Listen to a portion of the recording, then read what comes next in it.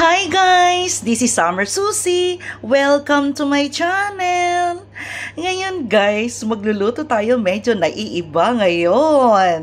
Charan! Magluluto tayo guys ng pork intestine with tokwa. O, diba guys? Naiiba naman siya ngayon. So guys, yung mga ingredients nito guys is medyo simple lang naman. So, kailangan natin guys, of course, itong ating pork intestine or lamang loob ng baboy.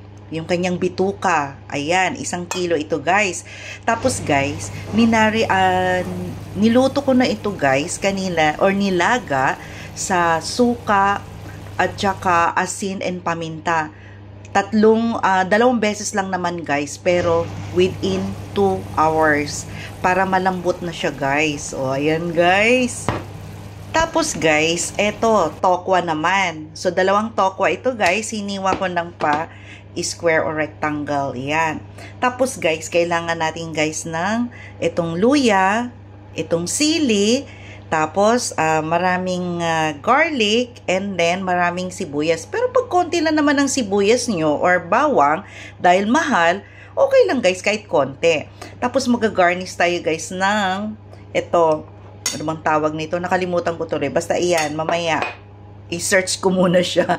Tapos guys, of course, kailangan natin ng paminta. Kahit pampabango lang naman, konti lang. Tapos toyo. Tapos guys, maglalagay ko ng konting-konting suka. Tapos, eto, mamasita na oyster sauce. Tapos guys, yung ating patis. Ayan. Tapos may konti akong ditong ginawang pork cubes. Ayan. O, start na tayo guys. So guys, eto, nagpainit na ako ng mainit na mantika. Ayan, inuna ko siyang ininit. Tapos, magpiprito na tayo guys ng ating tokwa. Ayan. Dahan-dahan lang. Ayan guys, eto na yon. So, ipiprito natin to guys hanggang magiging brown siya. Ayan. So, pakita ko sa inyo mamaya guys, okay? So guys, check natin kung brown na. Ayan, brown na siya. So, ihalo natin to.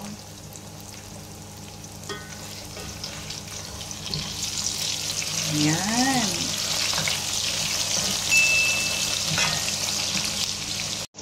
Yan, ganun siya dapat guys, ang brown. Tapos guys, hintayin natin ulit na magba-brown din yung kabila. Okay? Check natin guys kung brown na. Ayan, brown na siya. So, pwede na itong hanguin guys. So, ganito din yung gagawin natin dito sa sumunod na batch. Ayan. So, ilagay natin sa strainer para walang oil. Then guys, ito naman yung second batch.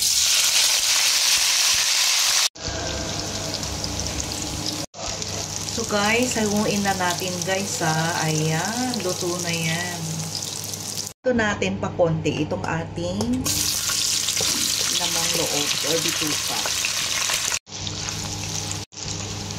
So guys, ganito, halo-halo lang hanggang maging konting brown lang siya guys. Ayoko din siya yung sobrang brown kasi magiging crunchy na yun. Hindi na siya malambot. Ayan. So guys, hahanguin na natin to. Ayan na tayo. Gagamit ako guys ng butter. Ayan, para mabango. So guys, unahin natin igisa ang ating ginger. Ayan.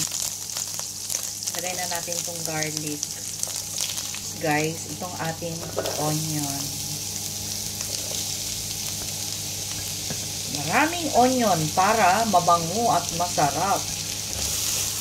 Pagkatapos nito guys, kapag translucent na yung ating onion, ilalagay na natin guys ang ating bituka.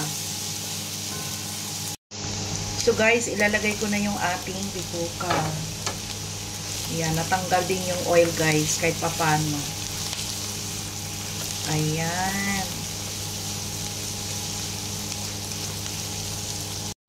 Maglalagay tayo ng toyo guys. Ayan.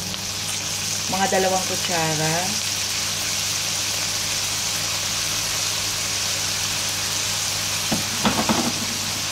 Then, halo-halo.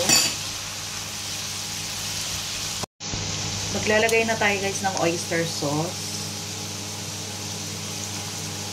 Ayan. Mga 4 na kutsara guys. Ayan. Then paminta. Then guys, patis. Ayan, mga 2 kutsara. Then guys, halo-halo.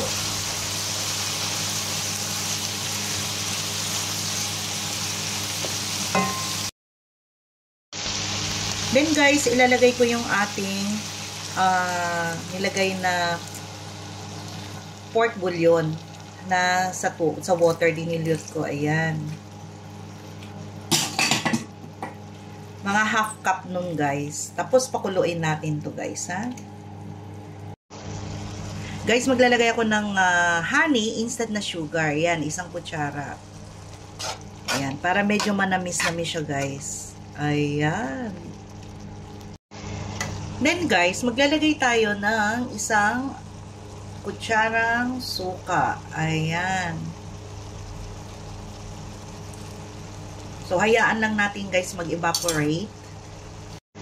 After na mag-evaporate guys, yung ating vinegar, ilalagay na natin guys itong ating tofu. Ayan. Halo-haluin natin. O, diba guys? Naiiba siya. At saka instead na belly guys, na mataba, medyo nakakaumay naman yun. Ito naman ang gagawin natin guys. Yung ating pork intestine. Yan. Kung ayaw nyo naman ng pork intestine guys, edi pork belly. Ayan. So, hintayin lang natin guys na medyo ma-concentrate ng tofu yung ating sauce. Then, ilalagay ko na guys yung ating sili. Ayan. Masarap to guys na medyo maanghang-anghang. Tinanggalan ko nga pala guys ng mga seeds yung sili kasi para hindi naman ganun kaanghang. Okay? Mga 2 minutes lang ito guys. Tapos hanguin na natin.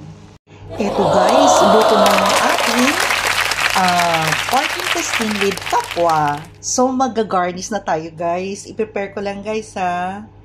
Wow! So guys, ito na yung ating pork intestine with tokwa. Ayan guys. So guys, nilagyan ko siya ng garnish na parsley. Ayun. Ayan, di ba guys? Ang sarap. Kitang-kita yung bituka guys at saka yung ating itong ating tokwa. So alam nyo ba guys, itong ating recipe ngayon, hindi lang siya pang ulam, pampulutan pa. Di ba? So guys, ano pang hinihintay ninyo? Gayahin nyo na itong recipe na to. So guys, don't forget to like, share, and subscribe, and comment too in my YouTube channel, Summer Susie. Bye guys! See you in my next vlog. Bye!